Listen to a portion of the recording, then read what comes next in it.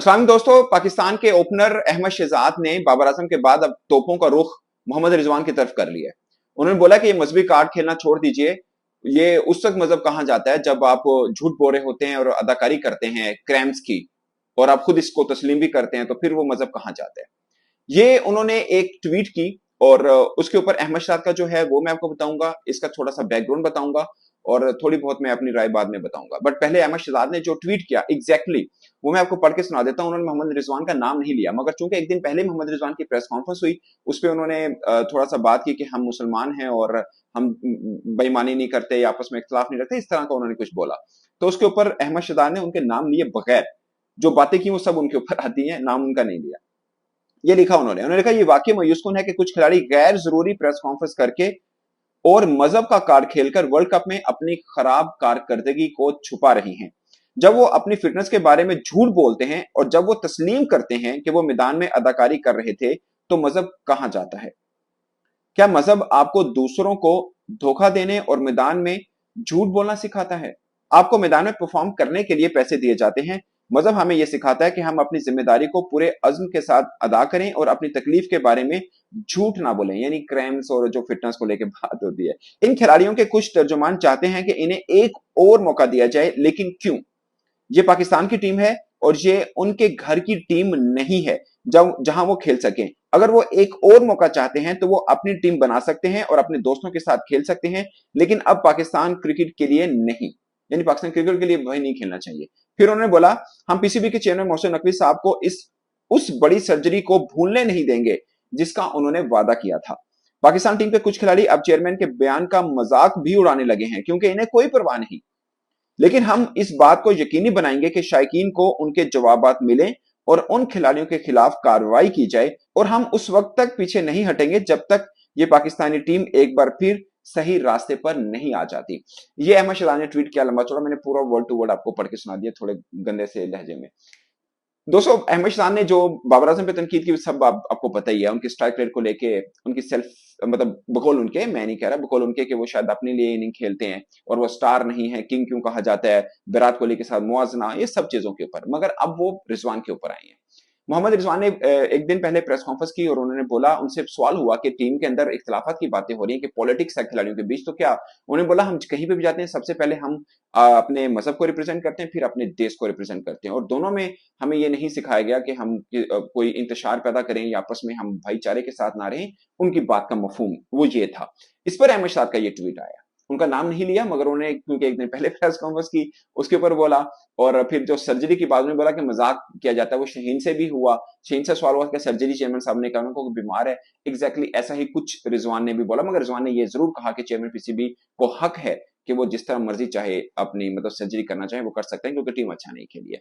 तो ये है। अब दोस्तों, ये एक पर्सपेक्टिव है मोहम्मद रिजवान के हवाले से जो अहमद शाह ने बोला। अगेन, नाम नहीं लिया, बट ये सबको समझने वाले समझ गए कि किसको बोला है। दूसरा पर्सपेक्टिव ये है कि मोहम्मद रिजवान ने एक बार प्रेजेंटेशन सेरेमनी में कहा, उन्होंने बोला कि आपको बहुत क्रैम्स होते हैं। उन्होंने बोला कि some time it's real and some time it's acting, ये उन्होंने बोला। तो बट अगर वो झूठ बोल रहे हैं, देखिए दोस्तों, एक प्रैक्टिस होते हैं। मिसाल के तौर पर मैं बोल रहा हूं, इसको कोई प्लीज ऑफेंसिव नहीं है। जैसे गुलबदीन ने किया कि वो इशारा हो रहा है और वो फौरन गिर गया, ये एक टैक्टिस है जिसको क्रिटिसाइज किया। और कुछ लोग ऋषभ पंत की बात भी कर रहे हैं कि ऋषभ पंत ने भी वो क्रैम्स का लगाया, बाद में पट्टी उनको खोली गई, दोबारा से एक नई पट्टी की गई, उस बीच में थोड़ा टाइम हुआ। जो ऋषभ पंत वाला था और जो गुलबदीन था, उसमें जमीन आसमान का फर्क है। इस तरह की बहुत से टैक्टिस बाकी टीमें भी करती हैं। फॉर एग्जाम्पल, कोई मतलब टेम्पो तोड़ने के लिए कभी फास्ट बॉलर होते हैं, वो लेसेस बांध लेते हैं, या कभी पेन का बहाना बनाते, कभी खिलाड़ी कोई कर लेता है।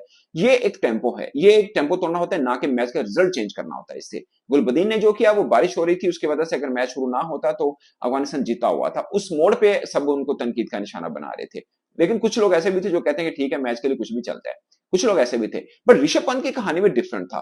आई डोंट नो कि उनको क्रैम्प्स थे या नहीं थे, बट अगर हम ये अज्यूम कर लें कि उनको थे और नहीं थे और उन्होंने की, तो ये मैच स्ट्रेटजी है जो रिजवान भी करते हैं इस तरह से, और जो बाकी टीमें भी करती हैं। बट उससे मैच का रिजल्ट ये नहीं होता कि मतलब फेयर, अनफेयर नहीं है कि आप जानबूझ के रोक रहे हैं, जैसे टेस्ट के अंदर होता है। पाकिस्तान के एक खिलाड़ी मोहम्मद अली के ऊपर हुआ, लाइट खत्म हो रही थी, आखिरी डे था, टाइम कुछ मिनट रह गए थे, उन्होंने बोला मैंने वॉशरूम जाना है, क्योंकि वो अगर टाइम जाया होता तो मैच कॉल्ड ऑफ हो सकता है। लाइट डे खत्म हो गया, लाइट खत्म होगी, तो मैच ड्रॉ हो सकता था। वो गलत है।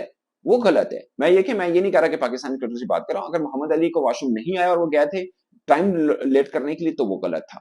गुलबदीन वाला मेरे मुताबिक गलत था, ऋषभ पंत का मेरे मुताबिक ठीक था, मोहम्मद रिजवान का मेरे मुताबिक ठीक है। ये टैक्टिसाइंस सब यूज करते हैं, और रिजवान ने शायद ये, मुझे लगता है कि वो पता नहीं ऐसी मूड में आके बोल दिया, हाँ समटाइम एक्टिंग समटाइम ये, शायद नहीं बोलना चाहिए था, बट वो बोल गए। अब अहमद साद जो इतने सख्त होकर उन पे बात कर रहे हैं, जाहिर है किसी के मन में आप घुस नहीं सकते, ना ही किसी के ऊपर मैं बैठ के यहाँ पे एलिगेशन लगा सकता, मगर उनके ऊपर ये एक यू नो कि एक लिया जाता है कि शायद वो पाकिस्तान टीम में नहीं आए, क्योंकि ये दूर की बात नहीं, जब न्यूजीलैंड पाकिस्तान टीम सीरीज खेली, जब शाहीन अफरीदी कप्तान थे, ये 3-4 माह पहले की बात है, वो उस कैंप का हिस्सा थे जो पाकिस्तान कजाफी स्टेडियम में लगा। उसमें मेन क्रिकेटर्स नहीं थे, बट जो भी T20 के क्रिकेटर्स थे उसके अंदर वो थे, बट कैंप तक थे। उसके बाद उनको शायद वहाब रियाज ने ये वादा किया कि हम आपको कंसिडर भी करेंगे, और बाद में उनको झंडी करा दी, और चीज का उनको गुस्सा हो कि कप्तान है, सीनियर खिलाड़ी, शायद ये मुझे नहीं आने दे रहे, या उन जहां पे अहमद शहजाद ने खेलना था उनकी जगह पे बाबर और रिजवान खेल रहे हैं। तो मे भी, लेकिन वो शदाब की भी तनकीद करते हैं, वो तो मिडिल ऑर्डर में खेलते हैं।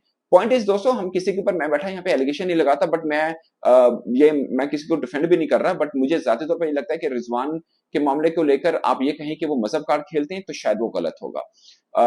अगेन मैं ज्यादातर पे ये जरूर समझता हूँ कि किसी को भी क्रिकेट के ऊपर बात नहीं करनी चाहिए, ये मैं मानता हूँ नहीं करनी चाहिए, मगर ये नहीं कीजिए कि वो मजहब कार्ड खेलते हैं। ये कहना भी एक मुझे लगता है कि फिर गलत होगा। अगर आप ये उसके ऊपर कह रहे हैं ना, रिजवान साहब के ऊपर कह रहे हैं कि आप मजहब कार्ड ना खेलें, फिर आप भी वो नाम मत लीजिए, आप भी उनकी क्रिकेट पे तनकीद कीजिए, आप भी उनको उसके ऊपर ना आए। बाकी किसी के दीन के ऊपर या किसी के मजहब के ऊपर बात, मैं तो कभी करता भी नहीं हूँ और करनी भी नहीं चाहिए।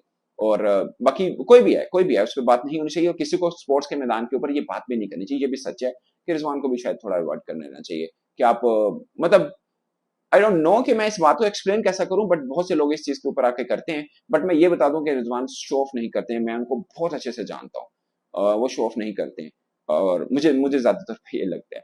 तो दोस्तों ये एक कहानी है कि अहमद शहजाद अब मोहम्मद रिजवान के ऊपर आ गए, और उन्होंने तोपों का रुख उधर को मोड़ लिया है कि बाबर के साथ बहुत हो गई। और बाय द वे, जब पाकिस्तान टीम बाहर निकल गई, चंद दिन पहले मैं उनका क्लिप देख रहा था, उन्होंने बोला कि मेजबान ने उसको कहा है अहमद शहजाद को कि आप बाबर आजम के बहुत खिलाफ, कहते नहीं मैं उनके खिलाफ नहीं हूँ, बट काफी तनकीद उन पर की, और सबसे ज्यादा अगर इस वर्ल्ड कप में किसी बाबर आजम पर किसी ने बैशिंग की है तो वो अहमद शहजाद हैं। बट अगेन मैं ये भी कहता हूं कि आपने अगर किसी के साथ वादा किया है कि अहमद शहजाद के आपने वादा किया कि भाई हम आपको खिलाएंगे, तो फिर आप उनको तोड़िए ना। और ये भी बात सच है कि अहमद शहजाद ने डोमेस्टिक में बहुत परफॉर्म किया था, उनका हक बनता था, उनको एक चांस मिलना चाहिए था, एटलीस्ट PSL के दरवाजे भी उन पर बंद कर देना। ये सरासर ज्यादती है, ये सरासर ज्यादती है। इंडिया में शेखर धवन सबको पता टीम की तरफ नहीं खेलेंगे, मगर IPL तो खेल रहे हैं ना यार, इतना हक तो है इनका कि वो अपनी लीग्स खेल सके, बाकी चीज कर सके। अब PSL में खेल के ही अहमद शहजाद अपना आप दिखा सकते हैं कि उनकी पावर हिटिंग कितनी बेहतर हुई है, और उसको लेकर शायद वो श्रीलंका प्रीमियर लीग खेल सके, शायद वो कैरिबियन खेल सके। पाकिस्तान, अगर अगर क्रिकेट बोर्ड ये समझता है कि पाकिस्तान खेलने के काबिल नहीं है, लेकिन मैं ये ज्यादातर पर ये समझता हूँ कि कम से कम वो लीग खेलने के काबिल तो है, आप उनको डोमेस्टिक से मत निकालिए, ऐसा मत कीजिए। तो बात का गुस्सा होता है, ऑफकोर्स सबको होता है, रिफ्लेक्ट तो इंसान करता ही है। ये नहीं कहा जा सकता कि वो गुस्सा नहीं निकाल रहे, गुस्सा निकाल रहे होंगे, मगर अब ये मत सोचिए कि वो गलत गुस्सा निकाल रहे हैं। मुझे लगता है कि उनके साथ भी ज्यादती हुई है, और अब वो अगर किसी के ऊपर एलिगेशन लगा रहे हैं तो उनको ये थोड़ा ध्यान रखना है कि उसके जिम्मेदार मोहम्मद रिजवान नहीं है, एटलीस्ट वो नहीं है। तो दोस्तों ये मेरी राय थी, आप अपनी राय कमेंट के सूचना जरूर बताइएगा। मेरे तरफ से अब तक के लिए इतना ही, इजाजत दीजिए, अल्लाह हाफिज।